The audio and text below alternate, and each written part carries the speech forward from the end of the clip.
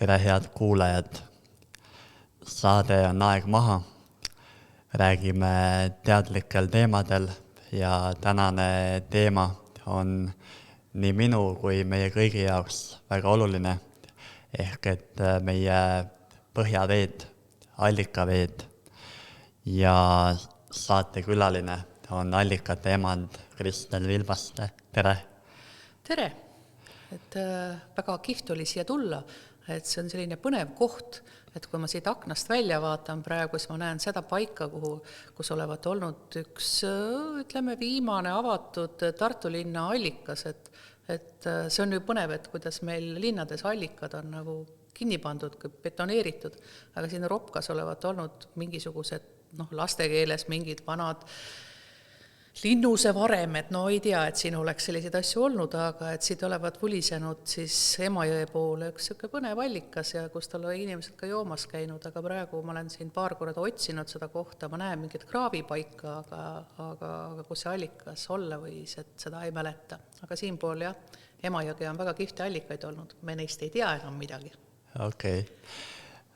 Võib-olla kuulajatele kõigepealt, kes ei tunne, et millega oled täpselt tegelenud ja miks sulle need veeteemad nii olulised on? Ühesõnaga olen tegelikult ju pikka aega olnud keskkonnaajakirjanik ja eks ma sealt neid teemasid olen aja jooksul välja noppinud, aga et umbes 2010 võib-olla sai minu jaoks hästi oluliseks just see veeteema, sest minu vanaisa Gustav Vilbaste oli allikate uurija ja ma teadsin ainult seda, et oli allikate uurija, aga et kuskil pidi olema mingi salapärane allikate andmebaas ja seda ma siis olin ka otsinud, aga siis 2013 sai tehtud üks niisugune põnev leping, et ma ei armasta kirjutada raamatuid nii, et mul enne lepingut ei ole, aga kui see leping siis kunagi kätte tuleb, siis on väga lühikene see kirjutamise aeg, aga et kuna ma olin ka enne juba Eesti Päevalehes, ma olen kirjutanud, ma olen olnud Eesti looduse toimetaja 7 aastat ja kirjutanud Eesti Päevalehes 7 aastat esmaspäevaseid tagakülgi ja siis ühel aastal oli just allikate teema, ma võtsin iga aasta mingisuguse põneva pärimusliku teema, ühel aastal oli siis teemaks olid allikad ja siis ma püüdsin nagu iga loo lõpus, kus ma kirjutasin muidu sellest, mis looduses parasjagu juhtub, siis võtsin ka ühe allika ette ja see oli nagu põnev tõdemus, et nagu ma ütlesin, et me tegelikult ei tea enam allikapaiku ja kui arvestada, et mul oli 50 lugu aastas, ma pidin 50 allikast kirjutama, siis ma kuskil 25 peal tõdesin seda, et ma tegelikult ei teagi rohkem. Ja siis ma hakkasingi üle Eesti helistama ja ma tegelikult sain põneva siis sellise kogumi kokku ja siis selgus, et on siiski päris palju inimesi, kes käivad allikate juures ja seda vett tarbivad igapäevaselt ja siis ma otsustasin, et panen sellise põneva raamatu kokku ja nüüd käsin väga ringi liikuda. Nii, et selline raamat Eesti allikad sai kirjutatud 6 ajaga. Aga et kui ma praegu vaatan neid, ka uus raamat on tulnud Eestimaa allikad, milles on 144 lehekülge, ma ei ole seda raamatut näinud, kirjutajad on väga head tegijad, ma usun, et see on põnev raamat, aga ausalt öeldes, kui ma tahaks allikatest lugeda, siis ma tahaks sellist pikemat lugu lugeda ja seal on nagu sellised pärimuslood ja õpetused just see, et kuidas, kui meil oli juttu siin algule pühad allikad ja aga lisaks sellele, et nad on pühapaigad, on nad ka tervendava veega allikad. Ja Eestis on see olnud nagu väga pikaajaline traditsioon, et eestlased kasutavad kõike loodusest enda ravimiseks. Et ma olen kirjutanud ka juba 6 või 7 raamatut ka ravimtaimedest koos Ain Raaliga. Ja see on nagu põnev, et meil on olnud igas külas tervendaja, kes kasutab kummalisi ravimtaimi, aga üks asi on olnud ka siis vetega tervendamine ja selle juures on hästi oluline, et kui vaadata Euroopa kaarti näiteks, siis kuskilt sealt Valgevene ja Läti juurest jookseb läbi selline joon, mis on tegelikult ka ju katoliku joon ja võib-olla ka rohkem õigeusu joon, et meie siin oleme luterlased ja võib-olla veel rohkem, eks ole, metsausku, siis meil on nagu see allikavee kasutamine, et sa suhtled selle allikaga otse. Et kõikides katolikus ja õigeusumaades on see, et on keegi vahendaja, kes sulle seda nii-öelda rohtu annab. Et on nõid või on see siis selline preester, kes sulle seda püha vett peale pritsib. Aga eestlased on leidnud igas kohas, võib-olla me oleme siis nii eraldatud rahvas olnud, ja rohtusid ka vähe, et siis me oleme kasutanud seda, mis olemas on. Ja see allikavee kasutamise traditsioon on ikka olnud meeletult lai. Et ma olen otsinud muidugi neid erinevaid haigusi nüüd, mille vastu siis peaksid need allikaveed olema. Et kõik teavad muidugi silmaallikaid, aga paraku on nii, et ega silmaallikad neid on hästi palju ja nad on pisikesed, aga need vägevamad allikad, nendega on ravitud isegi vähki. Aga see on muidugi huvitav on jälgida see, kuidas pärimuslugudes muutub see haiguste amploa, et tänapäeval on jõutud kuni selleni, et juba need, kes liialt veini tarvitavad ja kellel on kõrvetised, siis saavad abi allikaveest, mis on meil suhteliselt leelised veed on, nii et kui veel mett ja hõbedat juurde kasutada, siis kindlasti saab abi.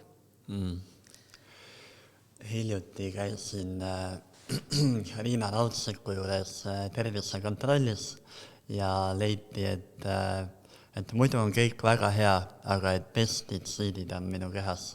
Et kuidas on allikaveedel puhtusega hetkel lood, et kui puhtad meie allikad on ja kas neid ikkagi nagu tasub juua?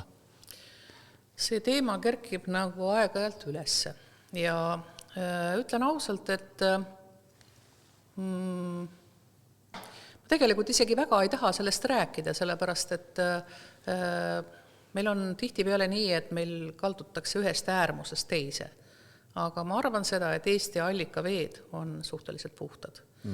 Ma tean, kuna meil ei ole tegelikult sellist korralikku andmebaasi, kus oleks kõik Eesti allikad ja põhjaveed tegelikult pideva seire all, meil on üksikud seirepaigad, kus seda tehakse ja sealt tuleb ka välja selliseid päris kummalisi aineid, mis siis ilmselt allikatesse on jõudnud võib-olla veel, kas siis läbi selle, et on nõukogude ajal neid pandud, võib-olla nad on nii aja jooksul siis jõudnud alles põhjavette, või siis on see tõesti, et need väidetud on ka seda, et tuuakse rohkem neid pestitsiide sisse, kui seal andmebaasis registreeritakse ja seetõttu on ka neid palju, aga võt ongi nii, et mis see siis see piir on, et need piirnormidest üle on meil väga harva neid igasuguseid keemilisi aineid seal sees, aga ütleme nii, et kui vaadata viimaseid andmeid, siis see bukett, mis seal sees on tõesti äärmiselt lai, aga üks Keskkonnauuringute Keskuse teadur ütles mulle selle peale, et saad aru, et see on nagu markide kogumine, et meie seadmed lähevad järjest täpsemaks ja me avastame ka sealt sees selliseid aineid, mis on mida on nii imeväikeses kogumuses, aga et see margi kogu läheb lihtsalt suuremaks.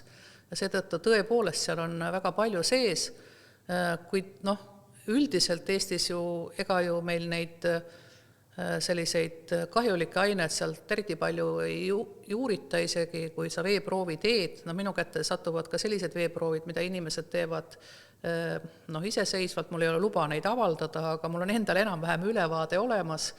Ma iga kord, kui keegi räägib, et on teinud, ma küsin, aga et see, mille kohta muidugi tehakse, esimene asi on see, et uuritakse, kas seal on Escherichia koolid sees või selle Escherichia kooli sarnaseid baktereid, sest see tõenäoliselt võiks siis kõhu lahti võtta ja võib-olla ka mingisuguseid muid soolte põletikke tekitada.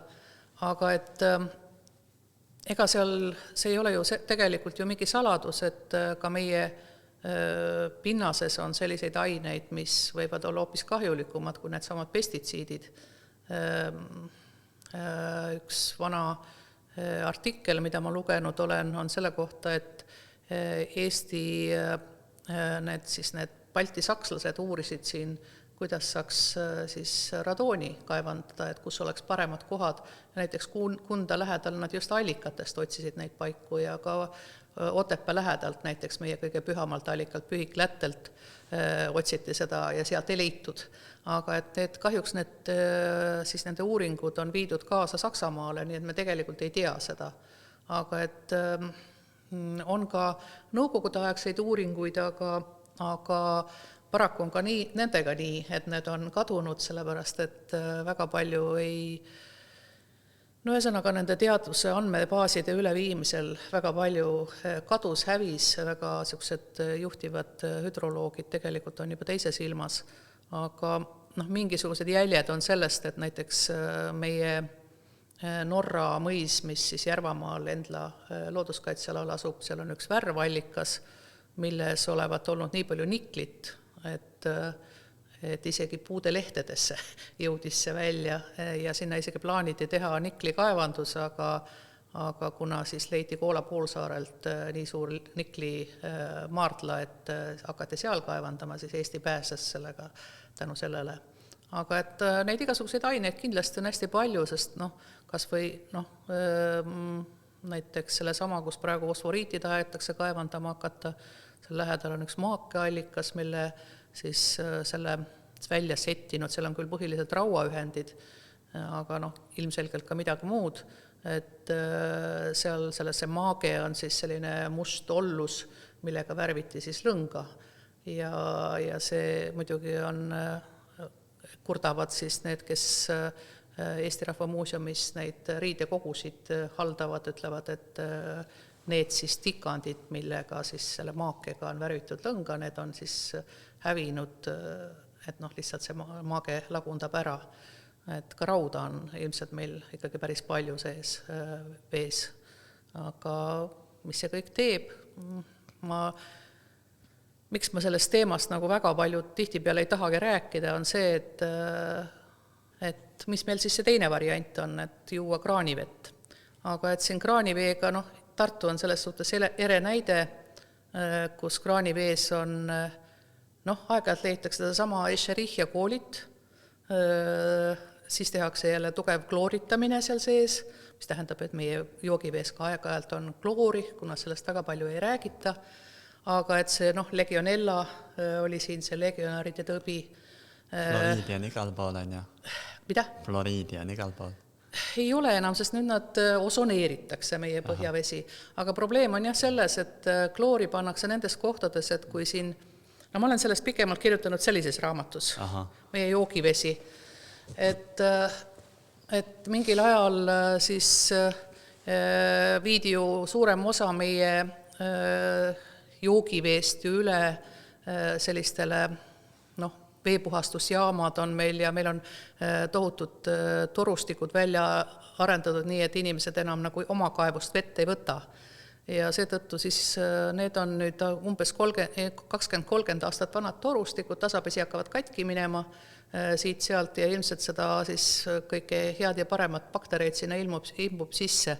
Ja seetõttu see vesi ei ole enam tihtipeale enam väga puhas, aga puhastada saab teda siis tõesti ainult see klooriühenditega sellistes kohtades. Ma ei tea, et osoneerimist peale siis võib-olla siin Tartus ka tehakse, aga et ülepiste vesi osoneeritakse ja siis see vesi läheb, aga et ka nendes kohtades, kus on väga vanad torustikud, siis ikkagi Tallinnas on ka see kloorivesi ja vanalinnas on see eriti tugevalt tunda. Nii et see on üks variant, eks ole, joogiks, aga teine variant on, mida väga paljud kasutavad, on siis pudelivesi ja ausalt öeldes see on minu meelest, ma isegi ei saa hästi aru, miks inimesed seda teevad, et nad ostavad poest, kui sul niigi raha ei ole, miks sa ostad vett. Mine käi seal allikal või ei lase kas või siis heal juhul kraanis seda vett, aga osta pudelivett, seal sees on kogu see plast, seda on ju uuritud, eks ole, et see eraldab ikkagi väga palju mürgiseid ühendid peale fenoolsete ühendite, mis on selgelt väga kahjulikud inimestele. Et ma ei tea, see ilmselt mingil ajal suurendab sellist vähiriske kindlasti inimestes. ja noh, kõik need muud allergiad, me tegelikult ju ei tea, millest kõik need asjad tulevad.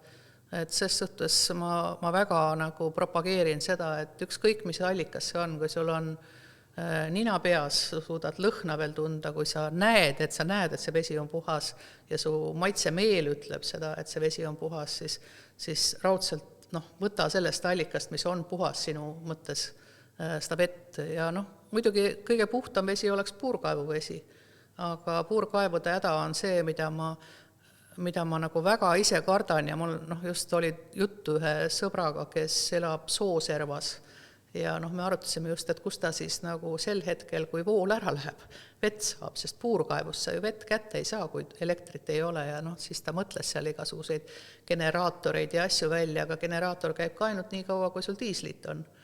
Aga et ta ütles ka, et väga raske on teha sinna salvkaevu, et siis ikkagi see rabavesi pressib nii sisse, aga rabavees on liiga vähe seal kaaliumi ja mingid muid aineid, mis võivad tõepoolest ka su tervisele mõjuma hakata.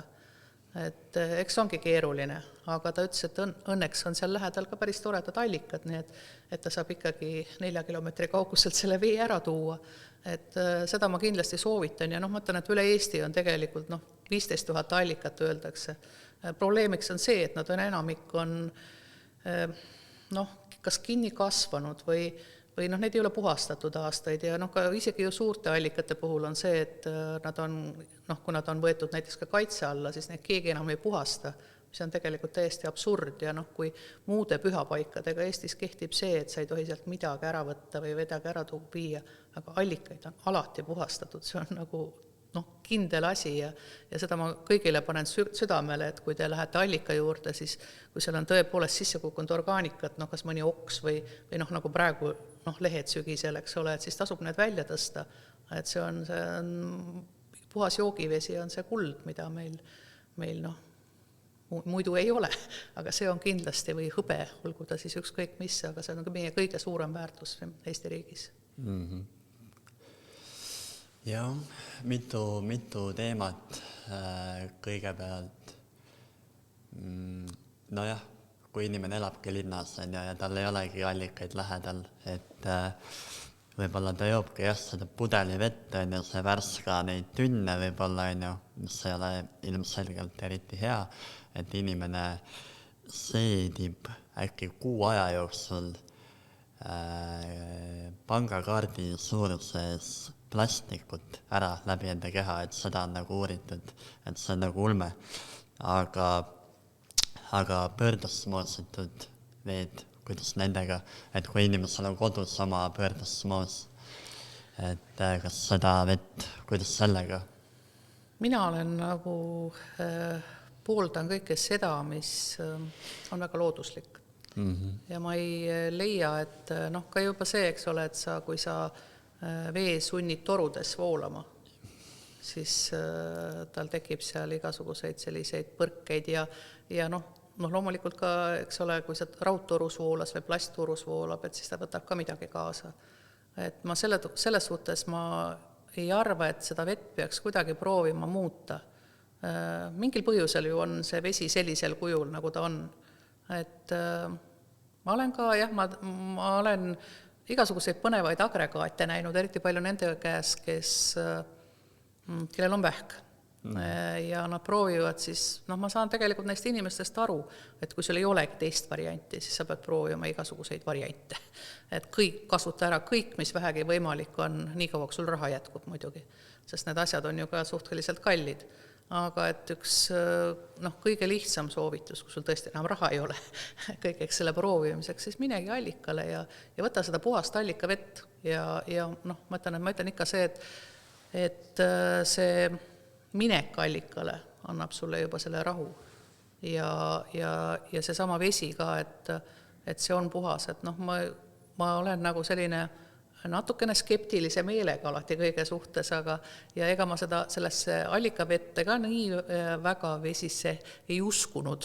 Aga kui me elasime Peipsi ääres, siis oli meie ümbruses oli, nii nagu see kui praegu püütakse nagu väita, et need Peipsi-äärsed veed, et need on, seal on Räpinas on üks suur lugu, kuidas on tohutu saastus seal sees. Peipsi ääres lihtsalt järvevesi pressibki sisse ja seal on oma, kui sa kaevuveena kasutad, siis seal on see, seal öeldakse koha peal kõld, et see järve sellised välja uhtunud taimestik kuhjub ka nagu vallidesse ja see kattub liivaga ja võt selle liivavallide peale on nagu ajalooliselt siis ehitatud majad ja kui sa sinna kaevuga kaevad, siis üht-teist seal siis sees on. Et see vesi ongi selline hästi selline võib-olla isegi baktereid on seal rohkem kui vaja, ühesõnaga orgaanikat on liiga palju, siis lisaks tuleb seal kaevandusveed, mis lastakse Põhja-Peipsist sisse jõgedest, et ka seda kõike on seal tohututes kogustes, aga siis see vesi oli, kaevuvesi oli meil nii õudne, et need proovid olid sellised, et ma imestan, et me julgesime seda juua ja ma isegi pesin sellega hambaid, aga mingil hetkel me otsustasime, et me hakkame tooma Kuremäe allikast vett. Kuigi Kuremäe allikas on, mida ma nagu varem isegi ei teadnud, aga et see allikas on ju tegelikult nagu kadunud sealt. Ja kunagi siis nõukogude ajal toodi Siberi geoloogid, kes panid siis, kuna seal lähedal on Estonia kaevandus 3 kilomeetri kaugusel ja siis pandi sinna sellised geoloogide poolt sellised 3-haralise otsaga sellised puurtorud sisse ja seda vett siis sealt tuleb, lastakse suvel, ta kipub ära kuivama, aga muul ajal seal saab. Ma olen nagu seda mõelnud, et mis võib-olla selle veega eriliseks teeb, et ikkagi see palvejõud, et seesama, et veega tuleb rääkida, aga seda vett me siis tõime sealt iga kuskil 2 nädala tagant tulin suured nõud käes ja üle sealt selle Heinamaa oli kõige lähem minna, ma mäletan, et kuidas ma õppisin ära, et veenõud peavad ühe raskused olema, et muidu käid lihtsalt käpuli, aga siis oligi nii, et 20-liitrine nõu oli ühe käe otsas ja 20 teise käe otsas 40 kilo või sisuliselt andis tassida, aga selle veega me oma siis last pesime ja vannitasime, kui oli vast sündinud laps ja jõime seda vett kogu aeg ja laps, kui me siis siia Tartu tulime ära, siis laps läks esimest korda arsti juurde. Tal oli vaja 7-aastaselt koolimineku tõendit. Et lihtsalt, eks ma väiksemad hädad muidugi ravisin taimedega ära, aga selliseid suuremaid hädasid tõepoolest ei olnud. Et seal on mingi imevägi nendes selles vees ja Kuremäe allikat ma igal 10 juhul julgen soovitada ka.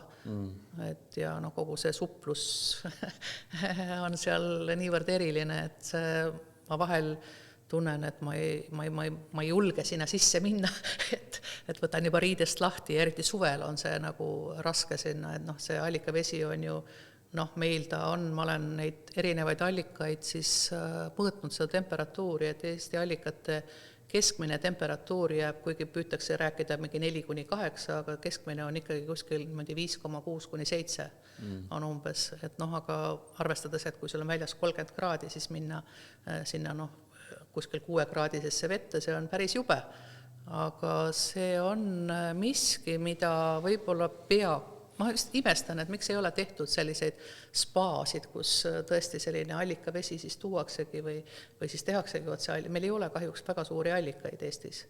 Et see, ka see tegelikult ju, see Kuremäe on suhteliselt madal. Ma olen mõelnud, et võib-olla saaks sellise spa teha Järva-Jaani, kus on sellised päris tugevad allikad ja sama siis see Norra Oostriku allikate rühm on, kus on ka üle 100 liitri sekundis voolab. Et võib-olla sinna, aga nad on kaitsealad, et sinna, ja teine üks on linna keskel. Aga et sellised suplused, see, et saun on meile ju selge, eks ole, et kuumutud keha ja siis lähed veel, sisuliselt veel külmemasse jääauku, on ju. Aga see annab mingisuguse väga tugeva sellise terviseefekti. Et allikate vees lihtsalt käia on ka ja Kuremäel on ju see ka veel, et öeldakse, et see vesi peab sulle peale jääma, et sa ei tohi kuivatada, et sa lähed käid seal ja komme on siis 3 korda üle pea vee alla. See on päris jube, mina pean tunnistama, et ma küll räägin sellest alati, et 3 korda pea vee alla, aga ma ei ole kunagi seda teha suutnud, ma ei julge pead väga vee alla panna.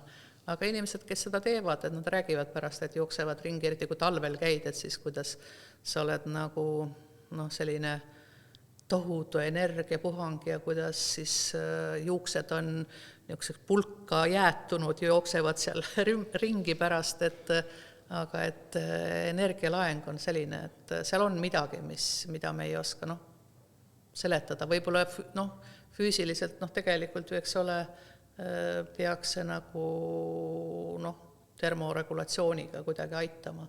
Aga seal on veel miskit, mida nagu seletada ei oska. Jälle mitu teemat tuli. Kõigepealt spa teema kohta, et kui kedagi huvitab, et Muhumaal Pädaste mõisas on selline looduslik spa ja sealt tuleb põhjavesi tuleb sinna tünni ja saab hüpata sinna vette ja neil on ka kuumavee allikas ehk et tehtud ka kuidagi niimoodi, et tuleb põhjavesi ja see on kuidagi päikseenergiaga üles soojendatud ja nad ei panegi sinna kloori ega mitte midagi, vaid ongi sellised 2 looduslikku, külm ja soe. Üle-eelmine saade tegin Imre Sooärega ja seal me näitame ka seda ja et päris huvitav, äge koht. Kõlab huvitavalt, jah. Ja aga natuke selle kohta, et kui allikale minna, et kas see anum võiks olla klaas või et me ennem rääkisime, et need poeveed on ju, et need ei ole head, aga et kui ma ju lähen selle plastikpudeliga ja toon ja võib-olla see nädal aega mul kapi all ootab, et võib-olla samamoodi need plastik mikroelemendid lähevad sinna vette nagu. Ma olen sellega väga hädas olnud ja mu käest seda tihti küsitakse ja kuna ma tean ka seda, et plastik ei ole nagu kõige rohkem ta ei anna aineid välja siis, kui ta on värskelt pandud esimest korda sinna, vaid 2. ja 3. kord on need, kus tegelikult seda plastikuosakesi hakkab juba väga usinalt eralduma ja kõiki neid aineid, et siis ma olen mõelnud ja ma vahepeal käisingi, ma ostsin endale kodu ekstrast 5-liitrised klaaspurgid, aga pärast seda, kui mul see oli vist Rogosi mõisas, kui see üks nõu, ma viisin sinna inimestele mingitel suvepäevadel ja see nõu sinna kivide peale purunes, siis ma olen nagu transpordiks ikkagi kasutanud, tänapäeval on ikkagi plastik on lihtne, aga kindlasti ei tohiks sinna seisma jätta. Et kui ma koju toon, siis ma valan ümber ja kohe, mitte nii, et täna ei viitsi.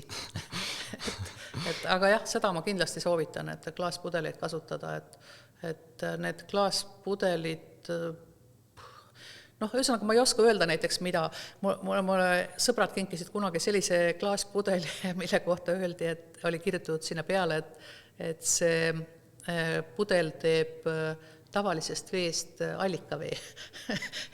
Ja ma ei kujuta ette, kuidas see juhtuda võiks, aga igatahes ma usun, et kui ma sinna sisse allikavee panen, siis seal on allikavesi sees. Et see on ainukene. Aga ma mõtlen, et neid pudeleid on praegu igasuguseid variante, et osta selline. Nad on raskemad. See on, vanasti tegelikult ju kanti vett ikkagi ka metallianumates, aga ka see on ka selline 2 otsaga asi. Mul on ka autos läinud katki neid klaaspudeleid väga palju nagu jälle laks 5 liitrit on auto seal põranda peal maas. Aga jah, natuke veel selle kohta ka, et oletame, kui inimene elab linnas, on ju, aga seal ei ole allikaid, kuhu minna, et kas linnaallikad on puhtad. Jälle, see on jälle sama teema, aga mina nagu ei usaldaks linnaallikaid. Pääsküla näiteks ei pidavat olevat puhas. Sellega on lood nii, et ma olen spetsiaalselt teinud isegi kunagi ühe loo kirjutanud linnaallikatest ja ma tean, et inimestel kõige suurem tõrge ei ole mitte lihtsalt linnaallikate suhtes, vaid nende allikate suhtes, mis asuvad surnuaia lähedal. Ja paraku on nii, et ainsamad allikad, mis linnas järgi on tihtipeale surnuaedade juures. et noh, loogiline on ka see, et noh, surnuaed ju rajatigi, tavaliselt oligi, kas ta oli siis hiis või ta oli niisugune noh, liivane mägi, kust ka allikasooned väga hästi välja jooksevad. Ja seetõttu seal ääres on tõesti hästi palju allikaid ja noh, praegu jah, ma võiks neid ridamisi üles lugeda, need linnad, kus need surnuaia allikad on. Aga et ma ei arva seda, et Eesti linnade allikad oleksid mustad, et pigem võib olla see, et kui inimene võtab sallukaevust vett, et siin ka Tartus öeldakse, et 2 ülemist fronti on juba, noh, kuna siin on linna olnud nii kaua, siis on ikkagi orgaanika, noh, nende kuivkäimlate poolt ikkagi reostunud, et veest välja saada seda, mis sinna sisse saab, on noh, ikkagi sajandite küsimus, ütleme nii, et me tundub, et noh, et me võime nagu, me oleme looduse kroonid, eks ole, ja me võime kõike teha, vee puhastamine, no ma ei tea, see maksab ikkagi nii palju, et meil pole iial Eesti riigil sellist raha, kui ma praegu mõtlen seda, mida hakatakse tegema, ma väga võtan oma sõnad tagasi, ma ei tohi kunagi öelda nii, aga noh, tahetakse teha, ütleme nii, tahetakse teha seda fosforiidi kaevandust, siis ma lihtsalt tegelikult ei saa aru, kellel see aru selline peas on, kes tahavad seda teha, et see hävitab ikka, see on umbes sama väärtusega minu jaoks kui näiteks tuumajaama ehitamine, mille puhul inimliku lolluse tõttu me võime oma Eestimaast ilma jääda. Meil vett ei ole, see on tegelikult täpselt sama olukord, et ma ei tea, Ida-Virumaal on minu meelest palju näiteid sellest, kuidas ma olen kunagi teinud mingi küla seal samas Mäetagusel võitles selle uue kaevanduse vastu ja see oli mitte nüüd fosforiidikaevandus, vaid põlevkivikaevandus, aga seal ju need alad veel langatati ja sellised, nad on päris jubedad, aga et ongi nii, et külas oli tsistern auto seisis kogu aeg ja kes meist tahaks juua niimoodi, et sul polegi kuskilt mujalt võtta, kui tsistern, vaadake neid pilte, mis on kas praegu seal selles Palestiinas või ka, ma ütlen, et üks minu jaoks, millest ma ka selles veeraamatus kirjeldan, on see, kuidas Mariupolis, kui kõik ju ära pommitati katki, kui osavalt siis need vanad memmed oskasid kuskile kanalisatsiooni auku pugeda ja vett võtta, et nad teadsid, kus koha pealt torud tulevad ja küllap nad teadsid ka seal allikaid, aga mingil hetkel, kui see vee saamise võimalus on igal 10 moel ära hävitatud, siis see saab päris kole olema.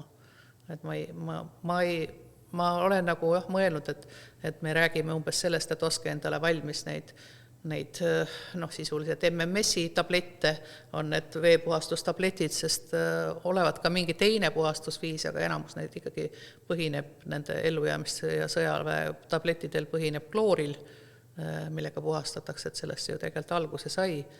Et ma ei kujuta ette, et inimesed suudaksid iga päev seda kloori niimoodi manustada endale suurtes kogustes sisse. Et see on nagu ilmselt kõige raskem probleem.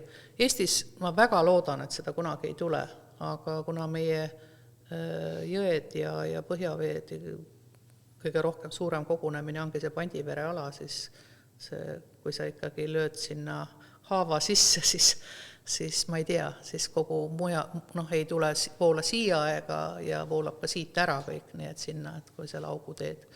Et see saab olema, mitte väike raadius, kus see mõju on. Jaa. Veel oli mitu huvitavat teemat. Aga need linnad ühesõnaga, linnast on mõtet võtta või ei ole mõtet võtta? No oleks, kui oleks neid allikaid.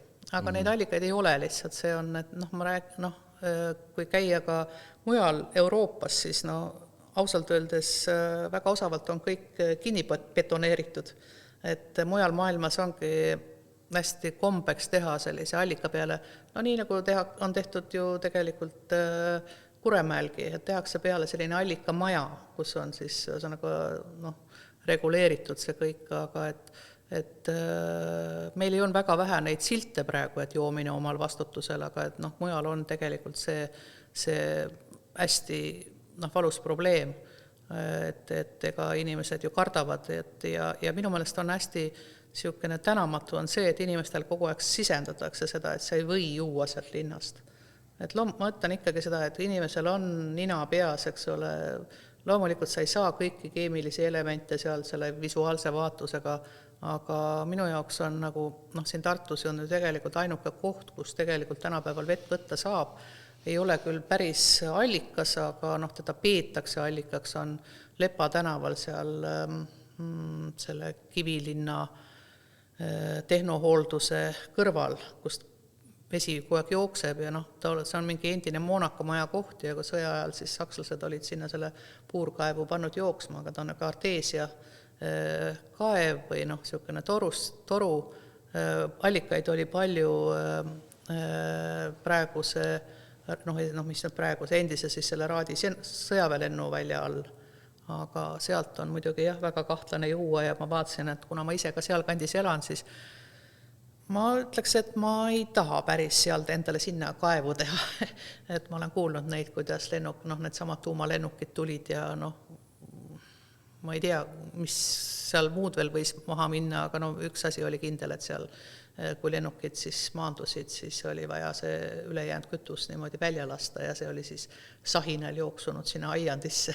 Nii et see annab kindlasti oma osa sellele veele, aga eks meil on selliseid kohti päris palju, aga linnades jah, Tallinnas on ainukene võib-olla rõõmuallikas, kus ikkagi inimesed viivadki vett ja ma tean seda, et sealt on ka erinevatel aegadel neid proove tehtud ja kord on need proovid nagu korras, kord jälle ei ole ja tõepoolest ega see ongi nii, et sa võid ühel hetkel saada nagu selle tulemuse, et see ei ole korras, aga minu jaoks on ikka see, mida ma ütlen, et kvaliteedimärk on see allika kohta, et kui seal on kann juures ja see kann ei ole selline rohekas vetikane, vaid keegi sealt kogu aeg vett viib. Et inimesed ei tule ju enam viima vett, kui seal saad mingi tõve. Aga siit samast see, mis ma rääkisin, see Lepa tänava allikas või puurkaev, seal on pidevalt saba taga ja inimesed viivad. Nad ei viiks. See on nii, nagu sa ei lähe arsti juurde, kes sind ei aita. Minnakse nende arstide juurde, kellelt abi saadakse. Ja ükskõik, kui palju võidakse rääkida sellest, et see või teine on posija, eks ole, aga neilt saadakse abi. Kui abi ei saa, siis ei lähe keegi sinna enam. Samamoodi on see, et kui see vesi ei kõlba juua, siis ei minda sinna. On väga lihtne.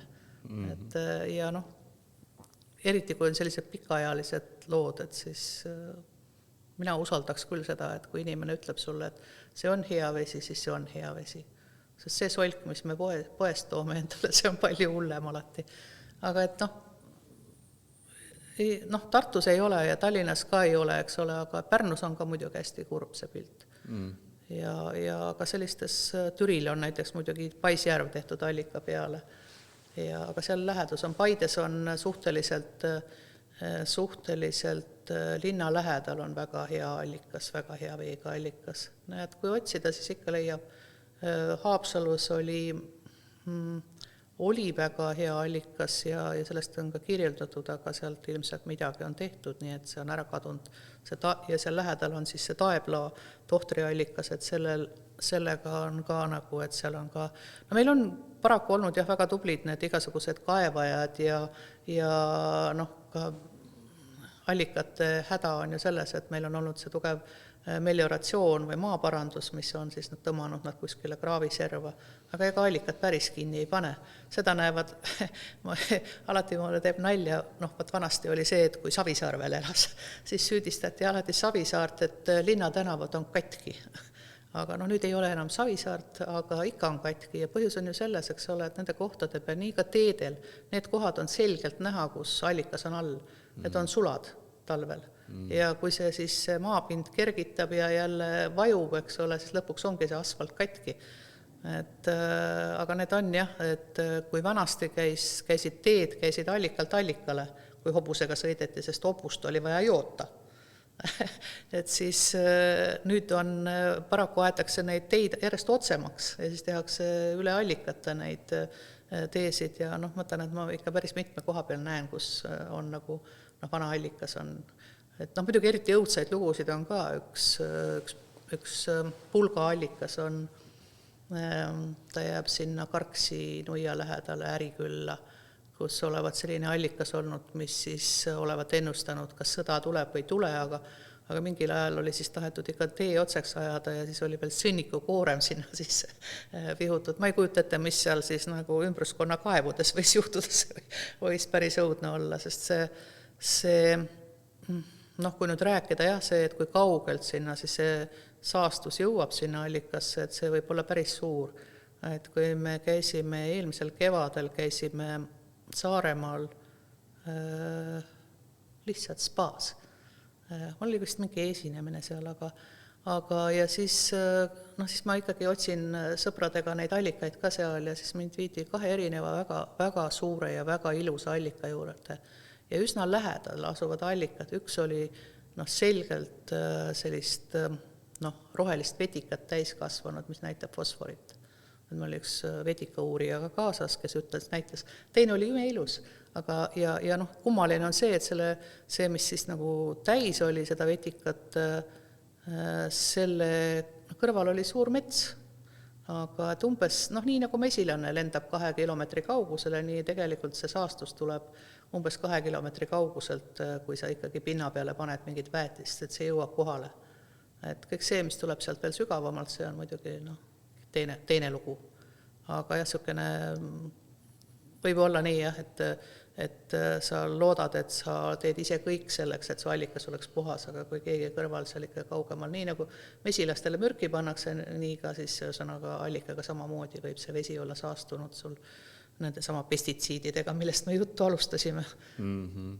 Et jah, ei maksa, tuleb võidelda sellest, et võimalikult vähe pannakse, sest ega mul üks hea sõber ütles, et mis sa neid mürke sinna tapad sinna põllu peale, et pane vilja rohkem, seebet rohkem ja on jälle kõik rahu, on ju, et tihedamad kasvu, aga eks meil püütaksegi optimeerida kõiki asju ja saada võimalikult hea tulemus ja ei tea, kas see lõppkokkuvõttes, kui nad peavad seda väetist ja mürke ostma, kas see lõppkokkuvõttes rentaabel välja tuleb, võib-olla oleks lihtsalt hõredam vili ja saaks tulu vähem, aga ei pane, mürgitaks seda maad ära, aga inimesed loodavad millegi peale, ma ei tea, mille. Jah, ongi, et küte läheb kallimaks ja nii-öelda põllumehel ei ole mõtet seal edasi tagasi sõita, et käib 1 korra üle, paneb oma värgid maha ja rahu majas ja saab oma selle vilja kätte, No see päris nii ei ole, kui me vaatame neid suviseid põldusid, siis on ju näha seda, et need jäljed sõidetakse nagu pidevalt läbi. Et see põllud ei ole ju enam põllud, vaid need on triibulised sellised ja mulle teeb nagu kõige rohkem muret see ka, et ikkagi need mahe põllumehed teevad seda sama. Nad võivad küll kasutada mingisuguseid vähem olulisi asju, aga näiteks kui sa paned kanasõnnikut või virtsa pannakse tänapäeval, eks ole, sul ei ole seda kuskile panna, eks ole, ja veetakse sinna peale, siis vähe sellest, et see hais kogu aeg seal, aga millega neid kanu on ravitud, me ei tea ju seda ja ma arvan, et hakkab ilmselt mingi hetk, ma ei tea ausalt, et uuringut oleks tehtud, et kui palju antibiootikume ka meie allikates juba on, et kui merevees seda on ja kõiki neid igasuguseid muid hormoone. Ma loodan väga, et kuna see vesi tuleb nii sügavalt, et seal ei ole midagi sees, aga ei oska öelda. Jah, see on ka mingi teooria, et tänapäeval naised võtavad nii palju neid, mis need on siis? Rasedusvastaseid vahendeid. Täpselt. Ja et põhimõtteliselt need on tableti kujul, on ju, need ei seedu ära, lähevad läbi uriini põhimõtteliselt põhjavette ja mingi selline vandenõuteooria on, et miks nii palju geimehi ongi selle tõttu, et läbi põhjavee põhimõtteliselt mehed joovad endale neid sisse ja geide arv aina nagu tõuseb. No ma seda päris ei usu, aga sest ma arvan, et seal on põhjus lihtsalt selles, et inimkonna arv on läinud liiga suureks ja kõikides populatsioonides, mis on väga tihedalt koos elavad, tekivad sellised asjad, see ei ole mitte inimestega, see on ka loomadega nii. Et selles ei ole midagi imelikku, aga noh, loomulikult on see, et me tegelikult me ei tea, mille kõigega me mürgitame, sest noh, kuigi noh, ma ütlesin, et kuna seadmed on nüüd täpsemaks läinud, aga alati on ikkagi see, et kui teaduskatseid tehakse, siis on see uurimisküsimus püstitatakse ja kui seal uurimisküsimuses ei ole sees seda, et me peame uurima, mida see vesi sisaldab, siis me seda tulemust ei saa. Nii et, aga noh, ma arvan seda, et mingil hetkel kedagi see jälle huvitab ja see leitakse, aga igal juhul noh, me ei tea, ma igal juhul noh, ühesõnaga pudelivees vastu ma olen nagu kõige rohkem. Ja kraaniveega on nii nagu on, eks ole, et ma arvan näiteks, et Tartu vesi on üks puhtamaid ja paremaid vesi, aga noh, siin on kohti jah, kus tuleb mõelda, aga noh, kuna meil ei ole ka õnneks selliseid teadlasi väga palju, vist üks inimene pidi Eestis olema, kes suudaks kõik bakterid ära määrata vees, et terve Eesti peale noh, ilmselgelt kunagi ei hakata neid asju nii palju uurima. Ja tegelikult noh, ma olen ka mõelnud seda, et kõikide asjadega on nii, et vahel on parem, kui me ei tea, mis meil sees on, et mul ema ikka ütleb seda, et ta on 92 aastaks saab kohe ja ütleb, et ta ei taha teada, ta ei taha sinna arsti juurde minna, ta ei taha teada, mis tal viga on.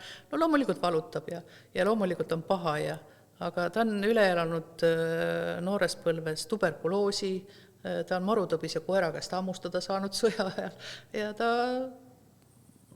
noh, on eluaeg muidugi olnud, ta on olnud keemiaõpetaja ja aga ta on ülejäänud elu käinud nagu väga palju metsas ja see ilmselt seetõttu on, aga noh, asi, mida me võib-olla, noh, see mis veeteemat nüüd ei puuduta, aga mida ma olen nagu väga palju mõelnud, et praegu ma vaatan just, et see 90. põlvkond hakkab vaikselt minema, aga et me imestame, et kuidas nad nii vanaks elasid, et see minu põlvkond, see 60-sed, et kuidas meie nii vanaks ei ela, ma küll loodan, et ma elan ka 90-seks, aga et põhjus on ju lihtsalt selles, et see 90. põlvkond võeti nii noh, tugevalt maha, seal olid, kes viidi Siberisse surid, eks ole, kes nälgisid siin kodumaal, on ju, no üldse see olelusvõitlus oli ikkagi palju tugevam, kes sai sõja ajal, nõrgemad said surma, osavamad läksid ära, enamasti ma olen vaadanud, et need, kes sealt Siberist tagasi tulid, on kas mingite, kes räägivad seda, siis nende keegi nendest esivanematest või siis see, kas Siberisse viidi oli kas mingi soonetasuja või külalausuja,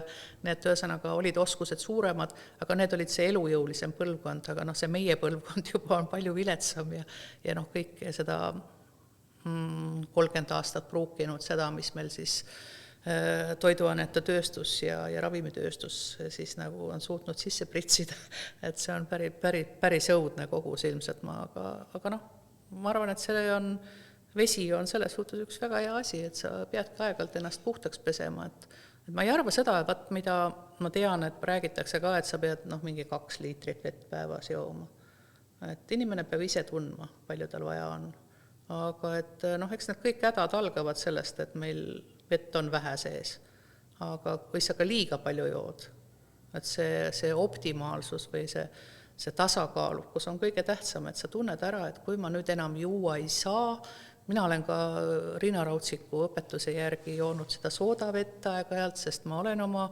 elus olnud ajakirjanik, kes on väga palju pidanud neid vastikuid happusid veine jooma nendel esitlustel ja presentatsioonidel ja ma vajan aeg-ajalt sellist turgutust just leelisema vee osas, aga mingil hetkel ma tunnen ära, et ma ei taha seda enam. Et inimene peab tundma ise seda, noh, mida ma tahan ja noh, meil arstide häda ongi võib-olla see, et neil ei ole aega meid ära kuulata. Kui nad kuulaks, mis meil viga on, siis me oleks palju tervemad.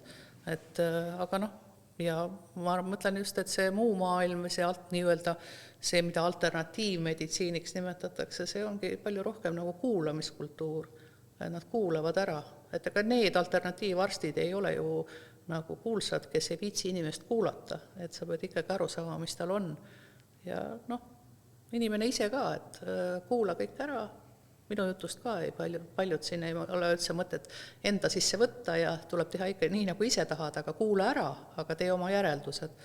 Aga meil on jah see, et see maailm kõigub nagu ma praegu neid uudiseid kuulan, täna ka kirjutasin raamatut ja siis kõrvalt niimoodi poole kõrvaga kuulasin seda Riigikogu infotundi ja siis kuidas vaidles Varro Vooglaid, vaidles, kes see meil see on, see välisminister, mul ei jää meelde, see noor poiss. Ma isegi jälgi niimoodi, ma ei tea. Ühesõnaga räägivad nagu täiesti erineva maailmavaatega ja räägivad ühest asjast, aga täiesti erinevalt. Ja üks äärmus ja teine äärmus ja et ka kuulas kõik ära ja tee oma järeldus.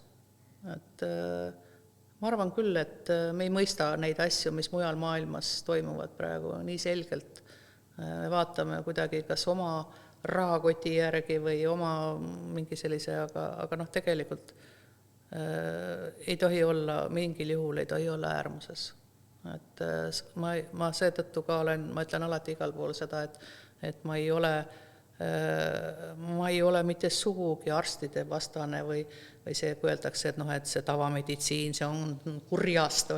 Ma ei ole seda meelt, ma olen ise jäänud ellu tänu arstide abile ja tablettidele, aga ma arvan seda, et alternatiivmeditsiin on väga-väga kasulik. Seda enam, et kõik see idameditsiin on meile täiesti tundmatu. Et ma siin mingit taimigi vaatasin, siis me ei taha tunnistada, et väga palju sellest meditsiinist, mis on nüüd tablettidesse pandud, on tulnud ikkagi Hiina taimedest ja see on nagu väga vägev ja suur, aga see on ju meil kõik keelatud kraam. Et aga selles suhtes on hea, et vesi on asi, millest kõik ühtemoodi aru saavad. Ja. Ma nüüd ka reedel lähen Ajurveda arsti juurde ja vaatan, mida ta räägib. Jälle oli nii palju mõtteid poliitika koha pealt, et meil ongi erakonnad, see juba ütleb kõik ära, kõik on ja koostöö, ma arvan, on see, mis on puudu ja muideks meil laua peal on soodavesi, ma ei öelnud ennem, aga ma oleks võinud öelda, et see on soodavesi ja tahaks sinna ka jõuda, et need pühaallikad ja allikaveega tervendamine, aga võib-olla kõigepealt selle kohta, kas sina veel paned vette midagi soola või midagi ja ma küsin kohe selle teise ka ära, et kuidas selle kraaniveega ikkagi on, et ennem mainisid, et Tartus ikkagi on kloori ja kõike muud, kuidas üle Eesti sellega on, et kas kraanivett tasub juua või mitte ja kas sa paned endale vette veel midagi? Sellega on täpselt nii, et kui sul mitte midagi muud juua ei ole, siis joo seda. Et kui ma ei juua allikale, minul on allikavesi enamasti on kodus olemas. Ma käin nii palju, mulle lihtsalt meeldib see, et kui mind esinema kutsutakse, siis ma ütlen, et aga kus on teie allikas? Et ma tahan seda näha ja siis viiakse mind kohale ja räägitakse need lood. Aga et kui sul mitte midagi muud ei ole, siis sa võid vanakuradi saba vett ka juua. Et jooma ikkagi peab. Ma ütlesin seda, et ma olen seda usku, et sooda on see, mis kui meil on ikkagi, ma isegi ei teadnud seda, et Coca-Cola pH on 2, et kui normaalne, eks ole, neutraalne on 7 ja meil Eesti need joogiveed, enamasti kraanivesi on ka kuskil sinna ikkagi üle 7, kuskil 8 kanti, et see on ikkagi päris hull, mis meie lapsed teevad. Ma ei saa öelda, et ma ise ka sellest patust prii olen, aga see, et kui meil ikkagi niivõrd palju happelisi asju sisse joome ja sööme, siis me peame kuidagi, minul annab väga lihtsalt väga alati, kui ma ikkagi öösel magada ei saa ja kõrvedised on, siis ma teen endale kohe kõvema klehvaka sooda vett, et see öeldi vanasti, et see on selline joodiku selline ravi, aga et kui said hakkama varem inimesed sellega ja said hästi hakkama tegelikult, siis saab ka nüüd, et mul on ka arst kirjutanud välja neid igasuguseid maokaitseid ja ma lihtsalt öögin nende peale. Ma ei tea, mis seal sees on, ma ei saa sellest aru, aga et asjad on, ma eelistan lihtsust, ja loomulikult ma võidakse mulle muidugi rääkida, et suhkur on ka kurjast, aga mina joon mahla ka, ma teed ei armasta. et kui ma käest küsitakse ravimtaimede kohta, et no mis ravimtaimeteed sa siis jood, ma ütlen, et ma ei armasta seda juua siis, kui mul vaja ei ole. Ma joon pigem puhast vett või mahla. Aga mis see teine küsimus oli? et jah, need kraaniveed ja et kas midagi vette veel panna. Nii et ühesõnaga kraanivett võib tegelikult, kui sul midagi muud juua ei joo, et aga ma ei lähe, kui ma näiteks käin kuskil esinemas ja mul on variant, või ka väljamaale lähen, eks ole, et mul on variant, et kas osta sealt poes seda pudelivett, siis ma parem lähen kuskile kempsu ja joon sealt kraanist, võtan oma peopesaega ja joon sealt kraanist seda vett, aga võimalik jah, et ikkagi seda eelistada seda siis, kas siis puurkaevuvesi on võib-olla ka veel variant ja salvkaev muidugi on, kui ämbriga ikka võtad sealt tegelikult ka väga hea, aga kindlasti jah, mitte pudelivett, see on nagu väga hea äri inimestele, ma saan aru, et varsti hakatakse meile ilmselt õhku ka müüma, aga mina seda ei osta, ütlen ausalt. Ja kui müüakse klaaspudelis allikavett, nii-öelda see haage. Aga ma ei tea, mis seal sees on. Sellepärast, et ma olen seda ka palju nagu mõelnud, et näiteks see, et kui ma võtan suvalisest kohast vett ka kraanist ja jätan selle seisma, siis seal hakkab ikka lõpuks midagi kasvama. Järelikult seal pudelis, ma ei tea, kuidas nad selle kasvamise seal seisma panevad. Et võib-olla siis on nii steriilne kuidagi. Ma ei oska öelda seda.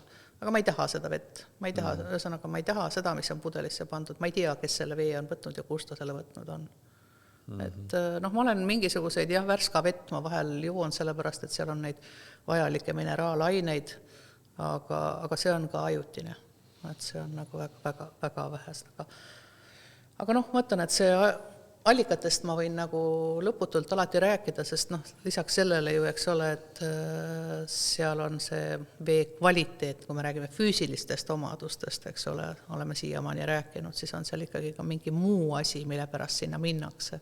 Ja kõik need kaitsevaimud, mis seal on ja see, mis sulle nagu annab sellise erilise hea tunde, et kui ma oma käin rääkimas, mul on üks selline PowerPointi kava, mida ma inimestele näitan, on pühad ja tervendavad allikad, siis seal on alguses ma alustangi sellega, et mul on päris palju pilte sellest, kuidas ma olen pildistanud allikat ja siis on seal mingi nägu peal või mingi salakiri.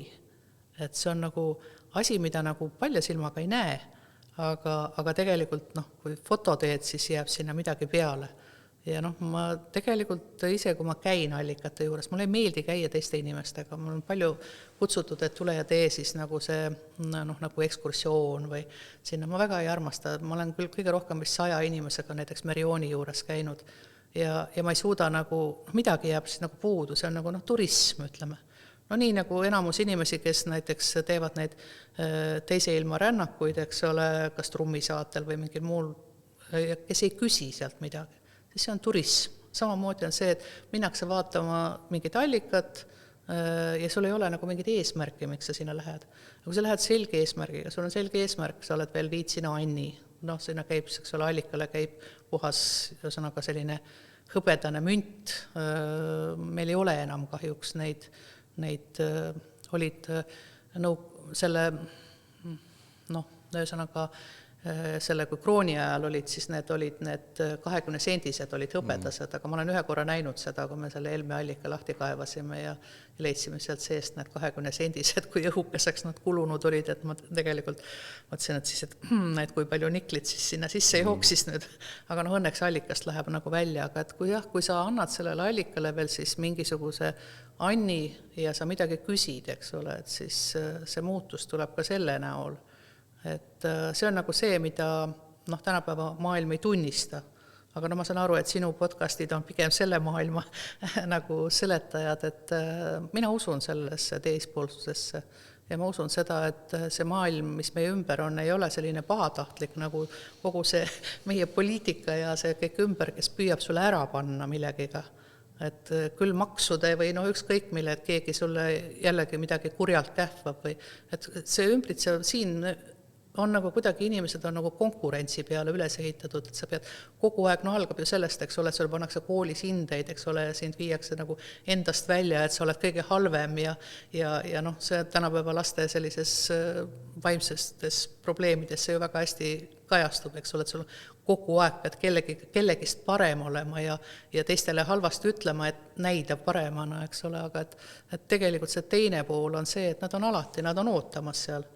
Et kui sa lähed ja küsid, aga ongi küsimus sellest, et sa pead küsima abi, aga kui sa lähed sinna allika juurde, ja siis seal on keegi, sa tunned, on ju, eks ole, aga kui sa ikka räägid oma mure ära ja vahel ongi nii, et sa tunned, kuidas allikas hakkab niimoodi hästi selliselt sõbralikult voolama, vulin on, et mulle meeldivad kõige rohkem need allikad Eestis, mis on niisugused, noh, mille see langus, noh, kui nüüd jälle füüsilistest mõtetest rääkida, on ju, siis mõistetest, siis see, et see langus on suhteliselt suur, eks ole, ja siis need kivide vahelt niimoodi hüppab, et no ise mõnel on isegi rõõmuallikas ju nimeks pandud, on ju rõõmu ja et need on sellised, jah, sellised kohad, kus sa saad nagu väga kiiresti ise ka sellise erilise tunde kätte ja sa nagu tervened isegi läbi selle, et ei pea jooma isegi seda vett ja noh, mul on ka see, et ma olen neid otsinud, neid erinevaid viise, kuidas vanarahvas on siis seda vett kasutanud, on see, et kuidas silmade tervendamine on, neid on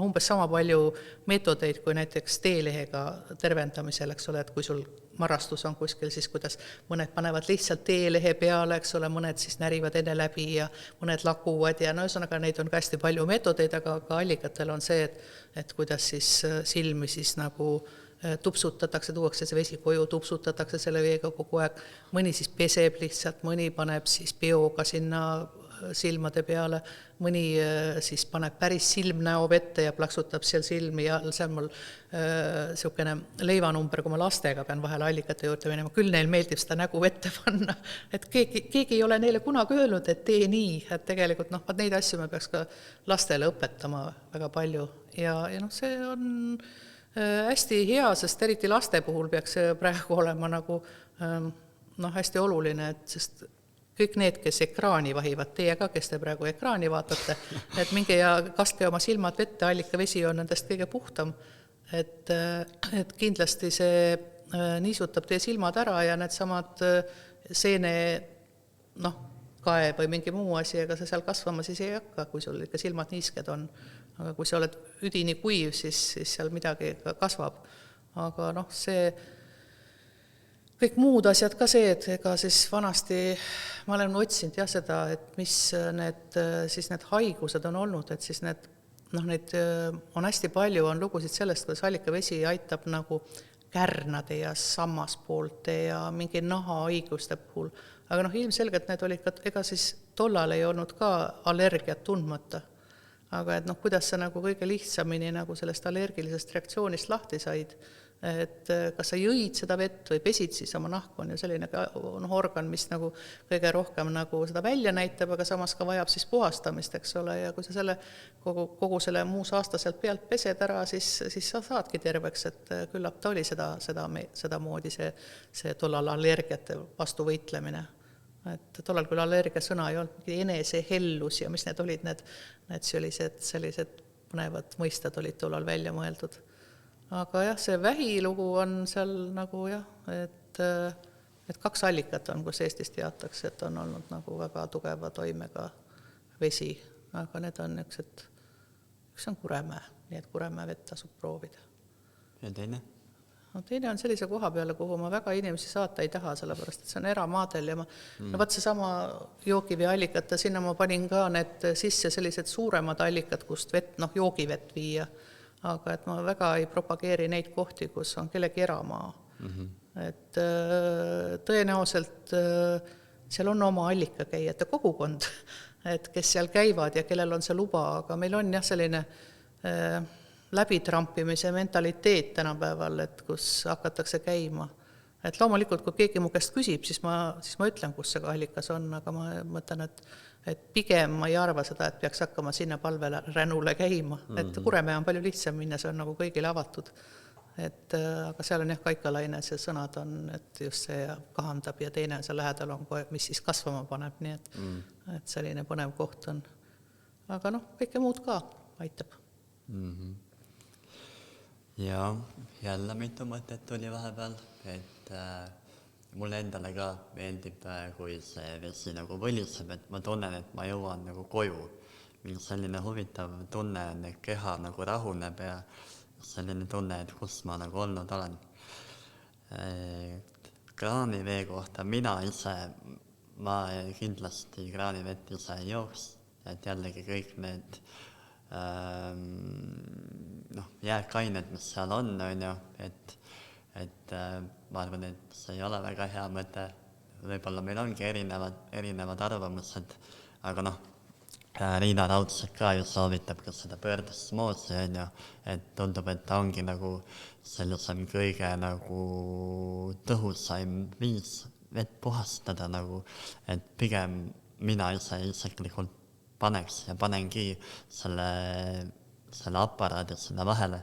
Mul on endal sama mõte olnud kogu aeg, et mulle ka nagu ei tundu see loogiline, et kui see nii-öelda munitsipaalvesi tuleb läbi mingi aparaadi, et siis see on lõpuks ongi mingi täielik elutu solk, on ju, aga ikkagi pigem ma võtaks sealt need erinevad hormoonid ja igast muu kõik fluoriidi ja kloori ja kõik asjad pigem vahelt ära ja jooks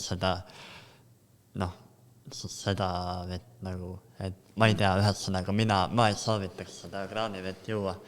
Nii palju, kui ma ise uurinud olen, et see on ikka täielik solk minu arvamuse järgi. Aga kui muud ei ole, siis sa pead sellega leppima, sest ma olen näinud, millistes tingimustes inimesed elavad. Ja ma sellepärast ütlengi, et me oleme Eestis väga õnnelikus olekus. Et kui kõrbealadele minna, siis seal on ikkagi... Ma praegu näiteks kujuta ette, kuidas saavad hakkama seal Palestiinas need tuhanded põgenikud, mis seal on miljon põgenikku, on ju. Mida nad joovad või kus seda vett tuuakse. Mul on täiesti arusaamatu, sest ma olen ise olnud kõrbes veenäljas, et kui, jänus tähendab, et kui matkajuht jättis Karakumi kõrbe, läksime, matkajuht jättis kaardi maha ja me eksisime ära. Ja meil oligi nii, et hommikul veel pesime veega nõusid ja lõuna ajal selgus, et vesi on otsa saanud. Ja siis see tunne jah, et sul isegi mitte see tunne, et nagu vesi on otsas, et see ei olnud nii hull, aga hull oli see, et kust nüüd saab. Ja vaata, see on nagu see, mis mulle nagu väga paneb mõtlema, et mis siis saab, kui tõesti ei olegi kuskil vett. Ja kui inimesed siin, ma ei kujuta ette, enamus, nad ei julge ju juua seda kaevuvetki, et see on see miski, mis on seal maa seest, mis mõttes võtad maa seest, see on ju must. Aga kõik need, kui nüüd nendest igasugustest seadmetest rääkida, et ma arvan, et inimesed võiks proovida. Kui nad tunnevad, et nad tahavad, siis proovigu ära see. Aga ma tahan alati näha tulemusi. Et see ongi see, et kui Riina Raudsepp ütleb, et see on hea, siis ma usun. Aga ma ise ei viitsiks sellega tegeleda, ma ütlen ausalt. Et ma lihtsalt usun nagu seda, kõike seda, mis on looduslik. Ma ei viitsi nagu hakata muutma midagi, sest see on umbes sama, nagu sa muudad mingisuguse ravimtaime veel mingisuguseks pööraseks tabletiks. Või palju on neid ravimtaimi, mis on nagu väga kanged, näiteks vähiravimid, eks ole, mis on mürgid. Et me võiksime usaldada seda, mis on loodus meile juba pakub. Et see on nagu minu sõnum, et ma olen nagu loodusinimene olen, mis seal salata, eks ole, ja mulle meeldib kõik see, mis on looduslik. Ja seda üldse ei pea pelgama. Et see on meie nagu, inimeste ellujäämise võimalus olnud. Aga nüüd, kus see linnastumine on nii suur, siis ausalt öeldes ma mäletan, ma tegin ükskord sellise põneva katse, mul anti sügisel oli augustikuus juba tegelikult oli siis selline motivatsiooni konverents õpetajatele, 600 inimest oli Vanemuises saalis siis ma pidin sellest ellujäämisest rääkima ja looduses ellujäämisest. Ja siis ma palusin käsi tõsta, et kes on näinud sellist maailma lõpu une nagu, et et võtad oma 2 asja ja tormad kuhugile, et kohe lõpeb maailm ära. Ja see oli hämmastav, suurem osa inimestest tõstis saalis käe, et me tegelikult oleme valmis selliseks maailma lõpuks, aga ilmselt me ei ole läbi mõelnud just neid samu asju, et kuidas vesi meid, kus me vett saame. Et me võib-olla jah, see, et tegeleme võib-olla sellega, et praegu heaolu ühiskonnas nagu otsida teid, kuidas vabaneda nendest keerulistest haigustest, mis on selle heaolu ühiskonna haigused, aga nii kaua, kuni me tegelikult jätkame oma endist elu, on ju, et meie teeme kõike seda, ma räägin seda, ma loomulikult teen kõiki neid asju ise ka, ma elan ka heaolu ühiskonnas ja ma saan aru, et ongi võimatu elada nii, et sa oled mingi puhas leht ja sa ei kasuta ühtegi keemilist ühendit ja me hingame seda iga päev sisse, eks ole, see ongi võimatu. Aga meil ei ole tegelikult sellist visiooni, mis saab siis, kui näiteks veebruarikuus vool seinast ära kaob, siis see on nagu inimestel täiesti arusaamatu ilmselt, et siis ei tule vett ka. Siis ei tulegi kuskilt vett ja kui see, seal öeldakse vist, et 300 000 inimest Tallinnast suudab siis minna kuskile maakodudesse või siis kellegi tuttava juurde, aga et ülejäänud 300 000 on linnas ja kus nad seda vett saavad. Tallinnas on, eks nad joovad sealt Ülemiste järve servast, aga siis ei ole seal enam mingit puhasteid ega asju, et siis ongi lihtsalt järvevesi ja keedavad seda.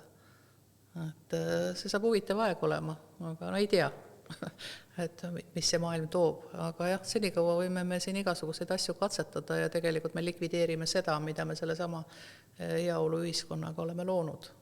Me oleme loonud mingi päris koleda maailma tegelikult endale. Eile ma just mõtlesin seda, kui alati kui need tähtajad on ületatud juba hoogsalt, mingi asi on vaja ära teha, siis mõtled, et helistaks mõnele tuttavale ja siis helistad, et küsida, kuidas temal on. Siis ta ütleb sulle, et ma ei saa rääkida, mul on nii kiire, on ju. Ja siis mõtled, et ja ongi, seda laab sulle ette kõik, mis asjad tal teha on, küll mingi aruanne ja mingisugune muu asi. Ja siis sa saad aru, et okei, ta teeb need asjad ära ja selistad talle jälle. Ja siis on tal juba uued. Ja siis sa mõtled, et milleks me neid asju teeme. Enamik need aruanded on ju kuhugi kappi toodetud, on ju, mida mitte keegi enam kuskil mitte kunagi ei loe. Paljud teadustööd on sellised, mis on nii marginaalsed, et seda loeb võib-olla 2-3 inimest, on ju. Või ükskõik, mida me mõtleme, et me teeme väga hea asja, eks ole. Aga ainuke motivatsioon võiks selleks olla, et sa saad nagu raha ära elamiseks, aga mitte selleks, et sa ostad veel parema telefoni ja ma ei tea, mis asja, et tegelikult on see, et võiks vabalt ka lihtsalt vegeteerida ja kellelgi ei oleks sellest kahju, et peaks palju vähem asju tegema ja võtma lõdvemalt, aga alati tundub jah, et kui ma selle asja nüüd ära teen, siis ma ei tee midagi enam, on ju, aga siis on juba uus asi krabatud endale kõhu alla ja teed ikkagi jälle järgmist asja, aga jah, peaks nagu elama rohkem. Ja, ma olen seda ka tähele pannud, et kui elada nagu nii-öelda puhta südametunnistusega või teha nagu häid asju, et see elu ka nagu kannab. Et vahepeal me ajamegi mingit raha taga, võib-olla ei tee seda väga eetiliselt, et siis ongi võib-olla kuidagi elu ka ei toeta, aga kui teha midagi, mis aitab inimesi ja aitab teadlikkust tõsta, et siis ka elu on nagu palju, voolab palju kergemalt, nagu kuidagi olen seda märganud. Mul oli jälle mitu head mõtet vahepeal. Selle kohta, et ma olen ka selline, kes tahab ise nagu välja uurida, et juhul, kui ma tahan testida mingit vett, et kuhu saab viia. Ma ei ole uurinud seda ilmselt, kui ma guugeldaks, et mingid veetesti kohad, aga kuhu saab viia vett proovi, neid veeproove? Kindlad kohad, kuhu saab viia, et see on, mille juures nad on selle issa ma praegu ei suudagi, mul on pea nii tühi, kas see on mingi, mitte Terviseameti või mis labor see on, kus viiakse, eks on, aga need on kõikides linnades on olemas. Okay. Aga see on suhteliselt kallis. Et see on mingi, alla 50 ilmselt seal ei ole võimalik teha, ja aga seal on jah, et see, et kui sa proovi teed, et siis sa pead nagu teadma, mida sa tegelikult tahad sealt. Et jälle see, et see uurimusküsimus, eks ole, et sealt nad pakuvadki sulle see kõigepealt välja selle Escherichia kooli on ju, ja siis pakutakse sulle terve rida neid igasuguseid elemente, mida seal sees on, aga mida sa selle teadmisega peale hakkad, et sul on fosforit nii palju või mingid muud sealt ainet, naatriumi, ma ei tea, mis asju seal iganes on sees. Tegelikult me ei oska neid lugeda nii, nagu oma vereproovegi. Enamik inimesi ei oska lugeda ja see ongi see, et ega nad ongi, kui sul vesi ongi erinev, et seal ongi see, et aga kui sa on mingi selline vesi, mida sa oled harjunud jooma, siis kindlasti sulle isegi ka see Escherichia kooli võid sa üle elada, kui ta on väikses koguses. Aga kui see on jah, see midagi sellist, mis meiega juhtub, on see tihtipeale, eks ole, kui me läheme kuskile võõrasse linna, siis esimene asi on, kuidas keha reageerib, mis need keha, ühesõnaga sellele veele reageerib, et sa saad kõhulahtisuse. Ja siis on nii, et paar päeva loksub see asi paika, siis su keha mikrofloora suudab selle asja juba paika panna. Et nii nagu inimesed, eks ole, on ka veed erinevad. Ma tahaks mingi aega viia niimoodi, et ma viin selle aparaadi vee sinna, viin enda lemmiku allika vee sinna, viin kraanivee ja viin pudelivee ja tahaks nagu võrrelda, et milline on kõige puhtam või kõige parem nii-öelda. See oleks huvitav katse ja palun saada mulle tulemused. Et ma hea meelega vaatan neid, et ma olen nagu vastuvõtlik kõigile nende, ma ütlen, et ega see pöördosmoos on ju ainult üks nendest asjadest. Mulle aeg-ajalt jälle saadetakse mingisuguseid mõtteid, et ma võiks promoda mingisugust asja seal, on need kristallid sisse pandud ja kõik on ju. Neid see issandal oma, et on kirju, ma ütlen selle peale, et ongi see, et ja ma usungi, et mõnda inimest need asjad aitavad ja ma arvan seda, et kõige olulisem selle asja juures on usk. Usk sellesse, et sind aitab, sest inimese enda tervendamine või ise tervendamine on kõige suurem jõud. Sa võid ükskõik mida sisse võtta. Ja kui sa usud sellesse, et siis aitab. Kuigi Ain Raal ütleb selle peale, et kui sa ikkagi võtad, sööd seal näiteks sinist käokinga ja siis usud, et see sind ära ei tapa, siis see usk ei aita, et see ikkagi tapab. Et on ka ühesõnaga mingid asjad, mida peab nagu arvestama, et mingid seaduspärased asjad on looduses olemas. Aga terveks saamise puhul küll, jah, et kui sa ei usu, siis mina mõtlen, et ma olen palju tegelenud nende, mul on hästi palju tuttavaid, kes on niisugused alternatiivravijad ja ma tean, et kui nende inimeste vastu on inimestel usk, siis nad käivad ja nad saavad abi. Aga mina ise olen nagu vahel mõne suhtes väga skeptiline ja siis ei aita ka. Et selles suhtes ma kirun vahel seda sellist oma skeptilist meelt ja ma arvan, et kui siin öeldakse, et need teadlased on väga skeptilised, siis mina olen võib-olla kõige skeptilisem inimene üldse maailmas, et ma küll ennast teadlaseks ei pea, aga tegelikult on see, et jah, et ma tahan sügavuti teada, mis selle taga on, aga vahel ei ole see hea. Et kindlasti nendel asjadel, sest on asju, mida me lihtsalt ei saagi kunagi teada ilmselt ja mis on veel avastamisel. Et teadus ongi ju selline, et hiljemalt 30 aasta pärast lükatakse see teooria ümber, mis sa püstitanud oled. Ja palju neid teadlasi on, kes suudavad nagu vaadata sellist maailma sellise tervikpildina. Et me praegu ka püüame siin rääkida ainult veest, eks ole, aga tegelikult selle vee taga on ju sadu erinevaid asju, mida peaks nagu vaatama. Et kui seda tervikpilti suudaks endale luua, siis oledki tervist täis inimene. Aga eks see on nagu, ma ei tea, kas sellist inimest on olemas. Et alati on kuskile poole kiiva. Et põnev. Ja üks mõte ka, mis mul ennem vahepeal tuli selle fosforiidi kaevandamise koha pealt, et kuidas see ütlemine oligi, et kui viimased allikad on reostunud ja viimased midagi veel, et alles siis poliitikud saavad aru, et raha ei ole võimalik süüa.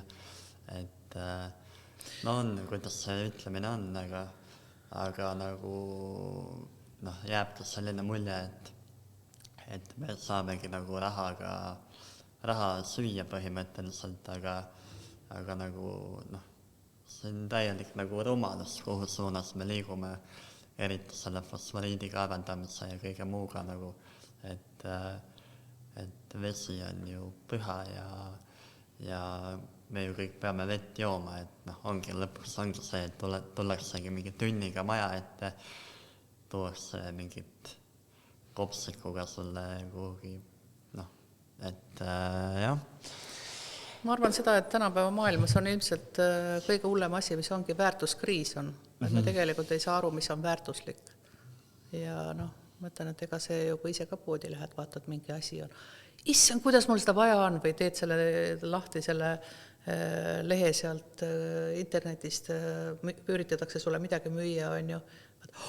Kui hea asi, on ju.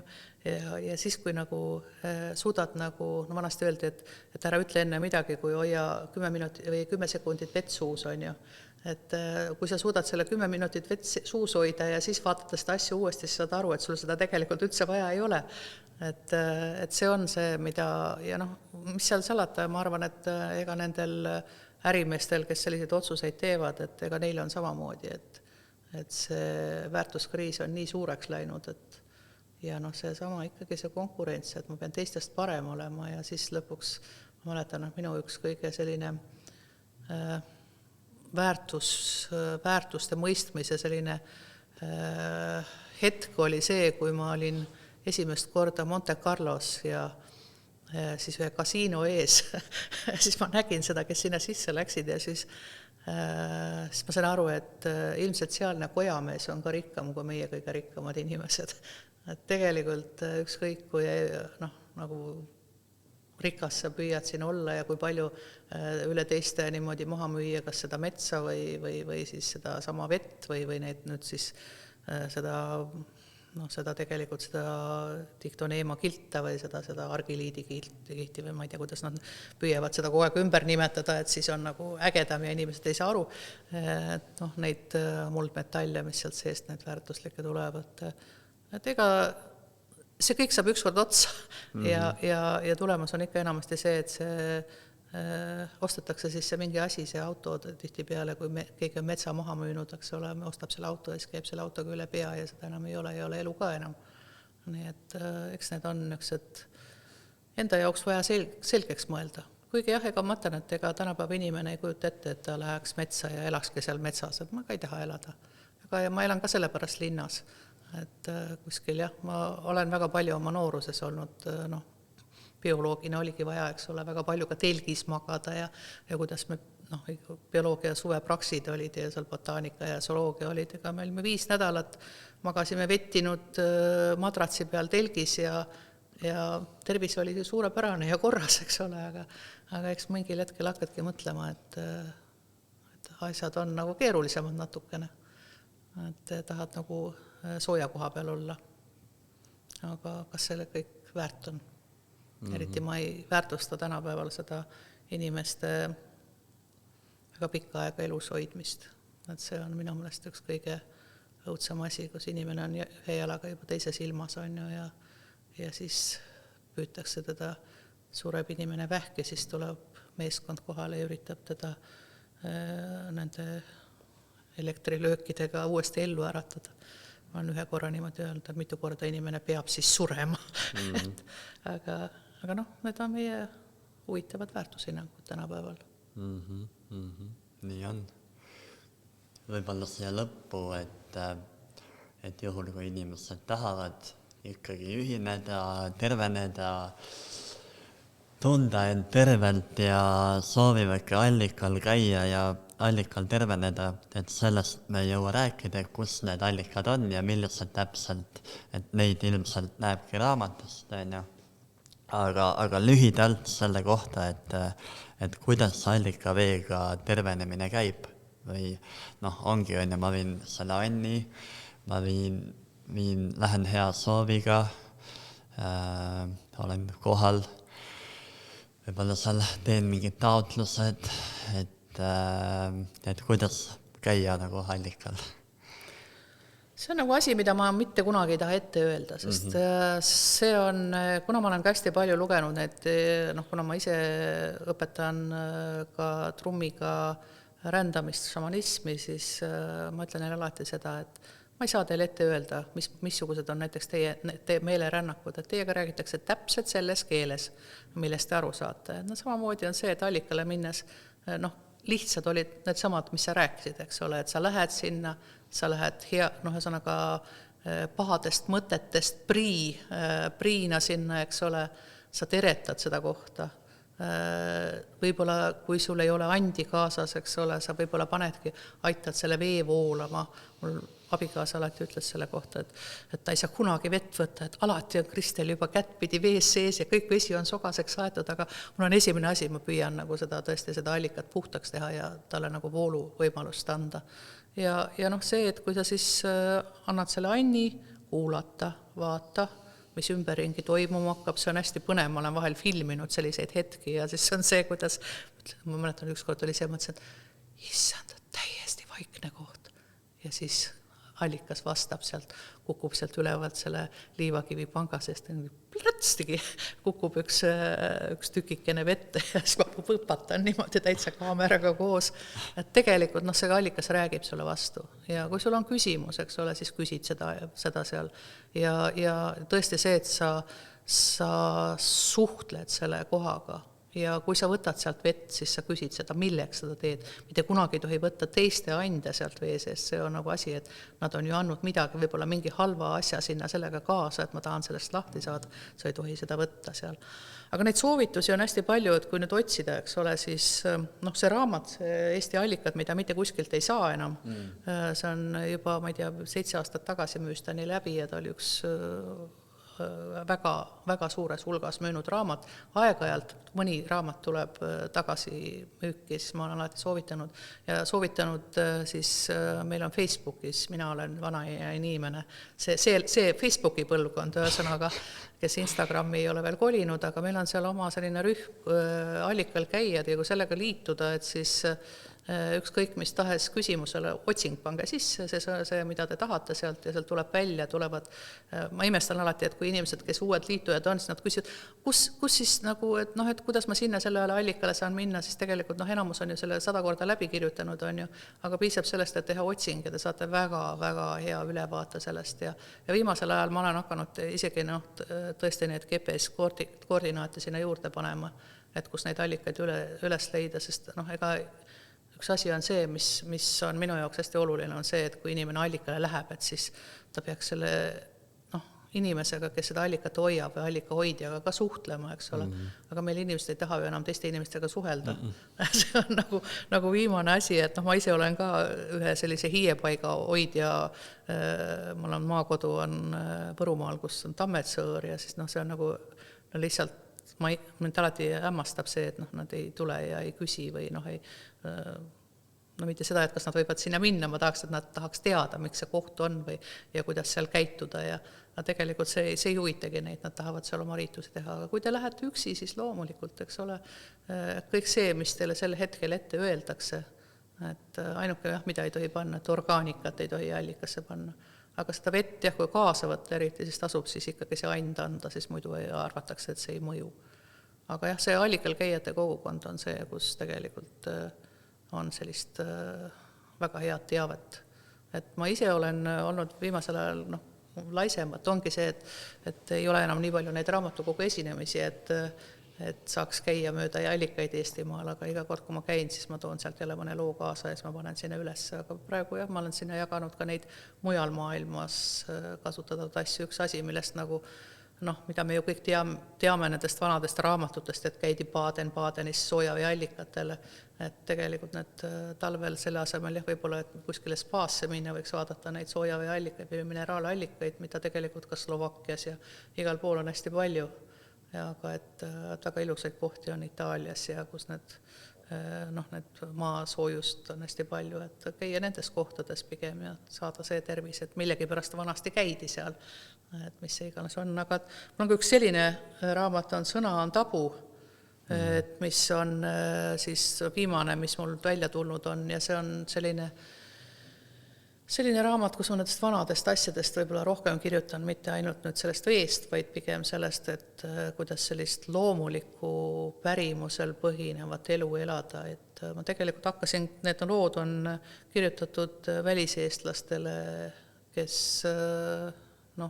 võib-olla tahaksid midagi mäletada, ma kirjutasin Väliseesti lehte Vaba Eesti Sõna, neid lugusid, pikki siukseid 6000 tähemärgiseid lugusid ja siis on seal kirjutatud nendest, kas või see, et kuidas toiduga ennast terveks teha ja kuidas moosi tehti vanasti ja kuidas lauldi palju rohkem. Palju praegu inimesed laulavad, see on nagu kummaline, aga ka see hääl on ju, kuidas sa häält teed, eks ole, selgelt, kas või midagi asja välja ütled, et meil ongi see, et meil on sõna on tabu, et me kardame nagu välja öelda, aga et vahel on ka see, et neid asju peaks rohkem välja ütlema. Et ka kõik see, mida me siin praegu täna teinud oleme, see on oluliste asjade väljaütlemine ja kui me välja ei ütle, siis me ka ju ei anna seda edasi oma lastele ja lastelastele. Et kus nad teavad seda, mida meie teadsime, ei teagi. Sel aastal just mõtlesin seda, et vanaema just küsis või minu ema küsis, et mida ta nüüd lastele kingib, et kas jälle raha, siis täna ma sellele tütrele ütlesin, et räägiks talle, et õhtule, et äkki ta tahaks kirjutada igast siis kas lapsest või lapselapsest ühe loo, et üles kirjutada, et mida ta selle kohta teadis, sest ega me oma lapsepõlvest tihtipeale neid asju nii selgelt ei mäleta. Et mõned asjad võiks täitsa kirja panna sellised. Et see oleks võib-olla selline jõulusoov või ma ei tea, millal see saade nüüd jõuab sinna, aga et teha selline asi ära, et kirjutada kõikidele oma ka tuttavatele näiteks hoopis asjade ostmise asemel midagi head sellest inimesest ja kinkida see kiri talle. Siia lõppu ikkagi pean sellega küsima, et minu enda lemmikallikas on purskav allikas Endla seal kaitsealal, et kas see on hea allikas? Ma ei taha su optimismi kahandada, aga et tegelikult tegemist on, öeldakse selle kohta, et see on geoloogide tööõnnetus. Et see on toru. Et ühesõnaga, kuna seal on arteesia, see on ka selline surveline põhjavesi, siis minu abikaasa vanaisa oli Norra mõisa sellest tõllakuuris elas, sai vabadussõja talu sinna. Siis tema ütles, et kui oli vaja lehmi joota, siis tuli raudkangiga maasse lüüa ja vesi purskas. Et selles suhtes võib öelda jah, et aga puhas on see vesi ikkagi. See on väga hea ja puhas vesi ja võib-olla lihtsam on ju teda sealt kätte saada. Mul endale muidugi, mis seal salata, seal kõrval on ju kohe vilbaste allikas. et selline koht, see on küll minu vanaisa järgi antud ja see on minu jaoks on selline müstiline koht, kus on seda ma nüüd soovitaks. See kant on üldse, kui purskavale allikale ka minna. See on muidugi praegu väga raske ligi pääseda, et teed on libedad ja kui lund palju on, siis on sinna päris raske saada, aga kõik kogu see grupp, see Norra Oostriku allikate grupp, et see on selline müstiliste värvidega koht, see allikalubi, mis sellise rohelisena helendab seal põhjas, et see on nagu see on meie Eesti pärl, ütleks selle peale. See on midagi sellist ja seda ma kardan näiteks, et kui fosforiiti kaevandama hakatakse, et see ära kaoks. Et sellest oleks kõige suurem kahju, et see on midagi, mis meie hinges on see. Me oleme kõik seest, ma olen mõelnud seda, et kõik räägivad, et nad on rohelised. Mina olen see allikaroheline, et kelles on kõik selline sügav, mõnus, ilus, et ma tahaks, et ma oleks selline. Just nagu see allikas, aga purskavallika vesi on väga hea, ma tean, et inimesed on sealt viinud Jõgevale, see oli talvel kuskil ja ta ütles, et talle jätkub sellest jaanipäevani 200 liitrit viidi ja pannakse keldrisse ja hoitakse seda vett ja väga kiidavad seda vett, et on hea vesi. No väga hea. On lootust. Jah, igatahes aitäh, et tulid rääkima täna ja jagasid enda teadmisi. Ja mingi allikatele. Ja ma siia lõppu ütlen ka veel, et me hetkel oleme Tartus ja see koht, kus me oleme, on Džingli stuudio ja siin toimuvad joogad ja ka mina viin hingamisi läbi siin, et 26. detsembril on mõned kohad veel, kui kedagi huvitab, aga et tulla siia joogasse ka, et kui oled Tartus ja tahad joogat teha, või mingeid muid praktikaid, et vaata, all on link. Ja jah, kas soovid raamatute kohta ka veel mingit promo või kus neid saab või milliseid saab? Seda saab, praegu on Sõna on tabu ja ta on minu meelest, ta on Ilmamaa kirjastus ilmunud ja see on väga odav raamat võrreldes teistega, et tasub kindlasti näiteks, kui te tahate oma vanaemale või emale kinkida, et ma tean, et minu ema, kui ma saatsin talle selle raamatu välja tulin, et siis olin üks šamanismi kursus oli ja siis üks inimene läks sinna, kus ta elab sinna lähedale ja siis ta oli pannud siis läbi ukse ja ema ütles, et ta ei saanud enne pidama, kui ta oli terve raamatu läbi lugenud, istus koridoris tooli peal, et võib-olla siukse, meenutused sellised, aga see joogivee raamatut minu teada on Petrone prindis ka veel saada ja seda ma nagu soovitan neile, kellel on selline ellujäämise mõte selles õudsas maailmas, et mul on sinna lõppu tehtud selline töövihik, et kus on küll antud need GPS-koordinaadid ühe suurema allika kohta, aga on jäetud tühjad kohad ka sinna, kus te saate oma allika kirjutada. Et ma soovitan siiski enne ära käia, kui kogu GPS ja satelliidid ja elekter kokku jookseb, et sellepärast ma arvan seda, et kindlasti need asjad, mis on raamatutesse talletatud, et ka need ravintoime raamatud, mida ma väga soovitan, et need ei kao. Kui juhe seinast välja tõmmatakse, siis need on alles. Et ma ise ka, ma olen ostnud endale kõik ellujäämisraamatud kokku, mis Eestis saada on, aga tegelikult ei ole praegu väga head raamatut. Et võib-olla see on üks asi, mida ma võib-olla veel kirjutan, aga B-osas on see kindlasti, ma soovitan. Marinalt ka küsisin seda, et miks, kui raamat on välja müüdud, et miks seda juurde ei trükita, et kui inimesed tahavad seda? See on üks tänapäeval kõige raskem küsimus, et ma pigem kirjutaks teise osa, sest seal on ainult 100 allikat. Ma kirjutaks teise osa, aga ta on kallis raamat. Ja ma ei tea, kas keegi tahaks 100 euro eest tänapäeval raamatut osta. Mina ei taha, ma ise ei jõua osta selliseid raamatuid enam. Aga raamatute... Ma ostaks ainult neid raamatuid tänapäeval, millest mulle tõesti kasu on. Et enamust saab ju lugeda juba. Mulle meeldib väga kuulata audioraamatuid.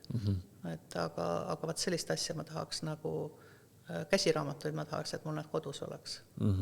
Ja selle tõttu ma ei saa ka väga suuri laenutushüvitisi, et mu raamatud ongi inimestel kodus.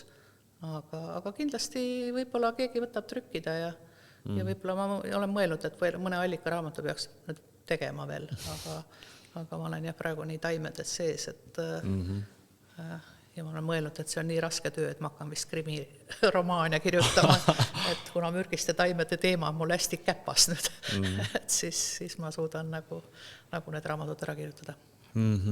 Allikad on jah olulised, nagu ma ennem ka juba mainisin, et oluline info ja ikkagi meie väike Eestimaa ja selline, et pärast läheb see info veel kaduma, et ehk tuleb veel teine raamat. Küll tuleb. Mis ma muud tööd ei oska. Okay. Olgu, aitäh. Nägemist.